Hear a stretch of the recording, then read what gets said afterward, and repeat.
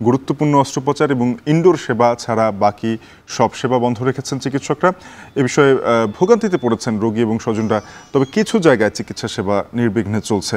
এ বিষয়ে আরও জানাতে বরিশাল মেডিকেল থেকে যুক্ত হয়েছেন সহকর্মী অমিত হাসান ও সিলেট থেকে যুক্ত আছেন গুলজার আহমেদ। শুরুতেই অমিত, আপনার কাছে যেতে চাই, জানাবেন হাসপাতালে জরুরি বিভাগে সেবা কার্যক্রম চালানোর জন্য পর্যাপ্ত পরিমাণে চিকিৎসক রয়েছে কিনা, জরুরি বিভাগে সেবা ঠিকমতো মিলছে কিনা জানাবেন, এবং অন্যান্য ওয়ার্ডগুলোর চিকিৎসা কার্যক্রম কিভাবে চলছে। শাফিন, সকাল থেকে আমরা 1 ঘন্টা আগে থেকেই আমরা এখানে দেখতে পাচ্ছি যে বরিশাল শেরেবাংলা মেডিকেল কলেজের যে বহির্বিভাগ রয়েছে সেখানে কিন্তু টিকিট বিক্রির কার্যক্রম পুরোপুরি বন্ধ রয়েছে এবং সকালে 8টার সময় কিছুক্ষণের জন্য টিকিট কাউন্টার খুলে দেওয়া হয় এবং তখন আসলে যে রুগীরা টিকিটকে কাটতে পেরেছিল তারা কিন্তু ডাক্তার দেখাচ্ছে। তবে যারা এই মুহূর্তে দাঁড়িয়ে আছে তারা কিন্তু আসলে টিকিট কাউন্টার বন্ধ পাচ্ছে এবং কোনো ধরনের টিকিট কাটতে পারছে না, যার কারণে কিন্তু তারা ডাক্তার দেখানো থেকেও বঞ্চিত হচ্ছে এবং অনেক দূর দূরান্ত থেকে আসছেন। তারা বলছেন যে আসলে এই ডাক্তার দেখানোটা তাদের জন্য খুব জরুরি, কিন্তু সেই অর্থে আসলে এই টিকিট কাউন্টারটি বন্ধ থাকায় তারা কিছুটা ভোগান্তিতে পড়ছেন। এবং এর সাথে সাথে আরেকটু যদি বলি যে পরিচালক, মেডিকেল কলেজের পরিচালক যিনি রয়েছেন তার সাথে আমাদের কথা হয়েছে, তিনি আমাদেরকে জানিয়েছেন যে ওয়ার্ডগুলোতে সীমিত আকারে চিকিৎসা সেবা কার্যক্রম চলছে যারা ভর্তি রয়েছে তাদের, এবং যারা আসলে চিকিৎসক রয়েছে তাদের বেশিরভাগ যে চিকিৎসা কেন্দ্রগুলো রয়েছে কিংবা চেম্বারগুলো রয়েছে সেগুলো আমরা বন্ধ দেখেছি। একই সাথে ইন্টার্ন ডক্টর যারা, তাদের উপস্থিতিও খুব কম দেখা গেছে ওয়ার্ডগুলোতে। এবং এই মুহূর্তে টিকিট কাউন্টারের সামনে দীর্ঘ লাইন। আমি একটু জানিয়ে রাখি, বরিশাল এই শেরেবাংলা মেডিকেল কলেজ হাসপাতালটি প্রতিদিন 2.5 থেকে 3 হাজার রোগী বহির্বিভাগে আসলে টিকিট সংগ্রহ করে ডাক্তার দেখান। সেক্ষেত্রে কিন্তু চিকিৎসক সংকট কিংবা চিকিৎসক থাকলেও তারা কিন্তু টিকিট ছাড়া আসলে এই যে রোগী দেখছেন না, যার কারণে টিকিট কাউন্টার বন্ধ থাকায় ভোগান্তিতে পড়ছেন যারা সেবা নিতে আসছেন সেসব রোগীরা। এবং ডাক্তারদের সাথে আমরা কথা বলেছি, তারা বলছেন যে সুস্থ তদন্ত যতক্ষণ পর্যন্ত না হবে, সুষ্ঠু তদন্ত চান এবং চিকিৎসা কর্মক্ষেত্রে আসলে নিরাপত্তা তারা কিন্তু নিশ্চিত করতে যাচ্ছেন। সেক্ষেত্রে তাদের কার্যক্রম আপাতত কিছু সাময়িকভাবে সীমিত আকারে চলছে। তবে মিটিং চলছে, একটি পরিচালকের কার্যালয়ে একটি মিটিং চলছে, সেই মিটিংয়ের পর সিদ্ধান্ত হবে আসলে এই কার্যক্রমটি পুরোপুরি বন্ধ হবে নাকি সচল করবে। তারা কেন্দ্রীয় কমিটির সাথে একটি বৈঠকে বসছেন এবং পরিচালকের সাথে যারা চিকিৎসক রয়েছেন তারা কিন্তু একটা মিটিং করছে। কিছুক্ষণ পর তারা আসলে সিদ্ধান্তটা নেবেন বলে আমাদেরকে জানিয়েছেন। এবং এই মুহূর্তের চিত্র যদি বলি, রোগীরা কিন্তু এসে ভিড় করছে সকাল থেকেই। প্রতিদিনই কিন্তু এখানে রোগীরা আসলে এরকম সকালে ভিড় করে এবং সে অনুপাতে আসলে টিকিট কাউন্টার বন্ধ থাকায় কিন্তু তারা চিকিৎসা সেবা নিতে পারছে না এবং যারা ডাক্তার দেখাতে আসছেন তারাও কিন্তু পর্যাপ্তভাবে ডাক্তার দেখাতে পারছেন না। এতে কিন্তু ভোগান্তিতে পড়ছেন যারা দূর দূরান্ত থেকে আসছেন রোগীরা। তো বরিশাল শেরেবাংলা মেডিকেল কলেজ হাসপাতাল থেকে এই ছিল আমার কাছে সর্বশেষ। শাফিন, শেরেবাংলা মেডিকেলের খবর জানছিলাম। এবারে সিলেট শামসুদ্দিন মেডিকেলের খবর জানাতে সেখানে রয়েছেন গুলজার। জানাবেন যে সিলেটে জরুরি সেবাগুলো দেওয়ার মতো পর্যাপ্ত পরিমাণে চিকিৎসক আছে কিনা, যারা রোগীরা আসছেন তারা কি ধরনের ভোগান্তির মুখোমুখি হচ্ছেন?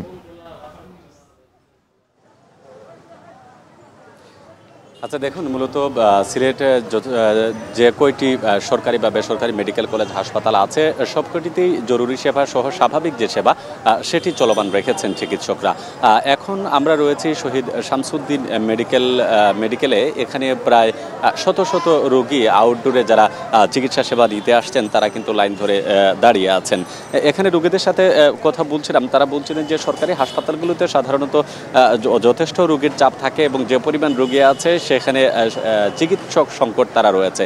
এবং এই মেডিকেলে প্রায় 13 জন চিকিৎসক রয়েছেন যারা আউটডোরের সেবা দিয়ে থাকেন এবং তারা যথাসাধ্য চেষ্টা করছেন। ইতিমধ্যে হাসপাতাল কর্তৃপক্ষের বক্তব্য অনুযায়ী তারা বলছেন যে আন্দোলনের একাত্মতা তাদের রয়েছে, কিন্তু তারা চিকিৎসা সেবা ব্যাহত হয় এমন কোনো কার্যক্রমে এখন পর্যন্ত তারা যাননি। যেহেতু সিলেটের সরকারি মেডিকেল কলেজ হাসপাতাল, ওসমানী মেডিকেল কলেজ হাসপাতাল সহ আরও বেসরকারি 5টি মেডিকেল কলেজ হাসপাতাল রয়েছে, সবার সমন্বিত চেষ্টায় যদি কোনো সিদ্ধান্ত হয় সেক্ষেত্রে তারা আন্দোলনের কথা বিবেচনা করবেন। এর আগে আপনি জানেন যে ঢাকায় যে ঘটনাটি ঘটেছে তার পরিপ্রেক্ষিতে তারা নিন্দা জানিয়েছেন। তবে বলছেন যেহেতু চিকিৎসা সেবা একটি জরুরি খাত, সুতরাং এখানে সাধারণ মানুষের কষ্ট হয় বা তাদের স্বাস্থ্যসেবা বিঘ্নিত হয় এমন কোনো কার্যক্রমে যাওয়ার আগে তারা অনেক কিছু ভাবতে হয়। সেজন্য তারা আন্দোলনের সাথে একাত্মতা প্রকাশ করলেও কর্মবিরতি কিংবা চিকিৎসা সেবা থেকে বঞ্চিত করার সিদ্ধান্তে তারা এখন পর্যন্ত যাননি।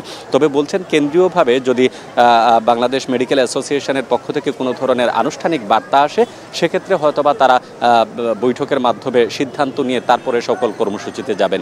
এর আগের নিউজে আমরা দেখিয়েছিলাম যে বেসরকারি হাসপাতালগুলোতে যে চিকিৎসা সেবা, সেখানে অন্যান্য দিনের মতো, সাধারণ দিনের মতো যেরকম তাদের চিকিৎসা সেবার কার্যক্রম চলে, সেখানে স্বাভাবিকভাবেই সবগুলো মেডিকেল কলেজ হাসপাতালের চিকিৎসা কার্যক্রম চলছে। ঠিক একইভাবে সরকারি মেডিকেল কলেজ হাসপাতাল, উসমানী মেডিকেল কলেজ হাসপাতাল সহ এই যে সিলেট শহীদ শামসুদ্দিন মেডিকেল কলেজ হাসপাতালেও কিন্তু চিকিৎসা সেবা রয়েছে। তবে সাধারণ রোগী যারা আছেন তাদের কিছুটা অভিযোগ থাকে যে আসলে দীর্ঘ লাইনে তারা দাঁড়িয়ে আছেন, অনেকটা সময় নেয়। একজন রোগী প্রায় 5 মিনিট 10 মিনিট পর প্রবেশ করে।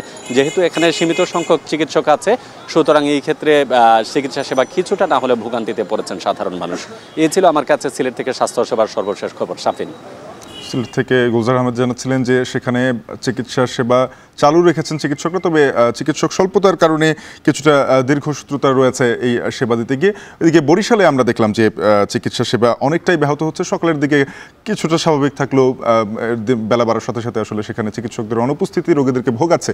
ময়মনসিংহের খবর জানতে চাই, ময়মনসিংহের সরকারি বেসরকারি হাসপাতালগুলোতে চিকিৎসা সেবা কেমন চলছে জানাতে আমাদের সঙ্গে যুক্ত আছেন ইমতিয়াজ আহমেদ। ইমতিয়াজ, জানাবেন যে ময়মনসিংহে এখন সার্বিক কী পরিস্থিতি, রোগী এবং চিকিৎসকদের জানাবেন।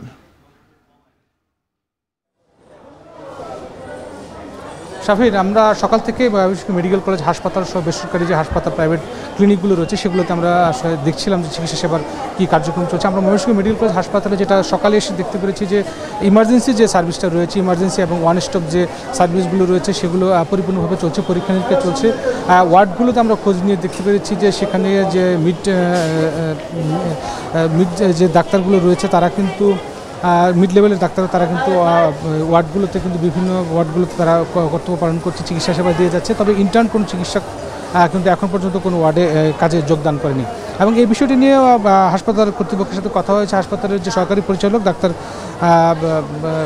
সহকারী পরিচালক আমাকে যেটা জানিয়েছেন যে এই বিপুল যে রোগীর চাপ, মূলত 1000 শয্যার বিপরীতে প্রায় 4 থেকে 4,500 রোগী কিন্তু ময়মনসিংহ মেডিকেল কলেজে প্রত্যেক দিন ভর্তি থাকে। এই রোগীর চাপ কিন্তু এই যে মিড লেভেলের ডাক্তার এবং বিশেষজ্ঞ যারা রয়েছেন, নার্স রয়েছে, সকলে মিলে কিন্তু এই চাপটা কিন্তু তারা সামাল দিচ্ছেন। এবং বিভিন্ন ওয়ার্ডগুলোতে আমি গিয়েছি এবং সেখানে যাওয়ার পর আমরা দেখতে পাচ্ছি যেহেতু ইন্টার্ন ডাক্তাররা কর্মবিরতি রয়েছেন, সুতরাং একটা রোগীদের একটা কিন্তু ভোগান্তি পোহাতে হচ্ছে। এবং বেশিরভাগ রোগী কিন্তু ইমার্জেন্সিতে এসে চিকিৎসা সেবা নিচ্ছেন। এবং আমরা দেখতে পাচ্ছি যে প্রচুর রোগীর একটা চাপ এবং ওয়ান স্টপ সার্ভিসে কিন্তু সেই নিরীক্ষাগুলো কিন্তু করাচ্ছেন। এবং এর জন্য রোগীরা একটা দুর্ভোগের শিকারও হচ্ছে। এবং বেশ কিছু অপারেশন ছিল সকালবেলায়, ডাক্তার না থাকার কারণে সেই অপারেশনগুলো করতে বিলম্ব হচ্ছে বলে আমাদেরকে রোগীরা জানিয়েছেন। এবং অনেক রোগী বলছেন যে তারা রাতে ডাক্তার পেয়েছিলেন, সকাল 10টা নাগাদ পর্যন্ত তারা ডাক্তার পাননি। এবং পরবর্তীতে আমরা দেখতে পেরেছি ওয়ার্ডগুলোতে মিড লেভেলে যে ডাক্তারগুলো রয়েছে, বিশেষজ্ঞরা রয়েছেন, তারা কিন্তু আসতে শুরু করেন। যেটা ডাক্তার সহ এবং যারা ইন্টার্ন ডাক্তার রয়েছেন তারা যেটা দাবি জানাচ্ছিলেন যে তাদের একটা সুষ্ঠু পরিবেশ দরকার, তাদের চিকিৎসার একটা নিরাপত্তার দরকার। এবং এই চিকিৎসার নিরাপত্তা তাদের নিশ্চিত, এবং তাদের যে দাবি দেওয়া রয়েছে 24 ঘন্টার মধ্যে যেই ঢাকা মেডিকেল কলেজে যে অনাকাঙ্ক্ষিত যে হামলার ঘটনাটি ঘটেছে সেখানে যারা জড়িত রয়েছে তাদের বিচার সহ এবং তাদের নিরাপত্তা ব্যবস্থা যতক্ষণ পর্যন্ত না করা হবে তারা আসলে কর্মবিরতিতে থাকবেন বলে আমরা বিভিন্ন মাধ্যমে শুনতে পাচ্ছি। তবে যেটা বলতে হয়, ময়মনসিংহে ইমার্জেন্সি সহ যে অন্যান্য সার্ভিসগুলো রয়েছে সেগুলো চালু রয়েছে। তবে ইন্টার্ন ডাক্তাররা এখনও কাজে যোগদান করে। তবে বেসরকারি হাসপাতাল যেগুলো রয়েছে, ক্লিনিক রয়েছে, ডায়াগনস্টিক সেন্টারগুলো রয়েছে, সেগুলোতে কিন্তু নিয়মিত যারা বিশেষজ্ঞ ডাক্তার রয়েছে তারা কিন্তু প্র্যাকটিস করছেন এবং রোগীর দেখছেন এবং সেখানে পরীক্ষা নিরীক্ষা কার্যক্রমগুলো কিন্তু তারা চালু রয়েছে। সেই জায়গা থেকে আমি বলতে গেলে বলা যায় যে ময়মনসিংহে মেডিকেল কলেজ হাসপাতাল, এখানে কিন্তু ময়মনসিংহের বিভিন্ন বিভাগের যে জেলা তো রয়েছে, শেরপুর, জামালপুর, নেত্রকোনা, কিশোরগঞ্জ সহ সুনামগঞ্জ থেকেও কিন্তু, টাঙ্গাইল থেকেও কিন্তু বিভিন্ন রোগীরা কিন্তু এখানে এসে চিকিৎসা সেবা নিয়ে থাকেন। সুতরাং এই রোগীর চাপ সামলাতেও কিন্তু বেশ খানিকটা হিমশিম খেতে হচ্ছে ময়মনসিংহ মেডিকেল কলেজ হাসপাতালের ডাক্তারদের। সব মিলে এই ছিল ময়মনসিংহ থেকে সর্বশেষ খবর আমার কাছে। সহকর্মী ইমতিয়াজ আহমেদ যুক্ত হয়েছিলেন ময়মনসিংহ থেকে, জানাচ্ছিলেন সরকারি বেসরকারি হাসপাতালে চিকিৎসকদের কর্মবিরতি এবং চিকিৎসা সেবা কার্যক্রম কিভাবে চলছে তার বিস্তারিত। এর আগে আমাদের সঙ্গে যুক্ত হয়েছিলেন বরিশাল থেকে অমিত হাসান এবং সিলেট থেকে গুলজার আহমেদ। দেখছেন এখন।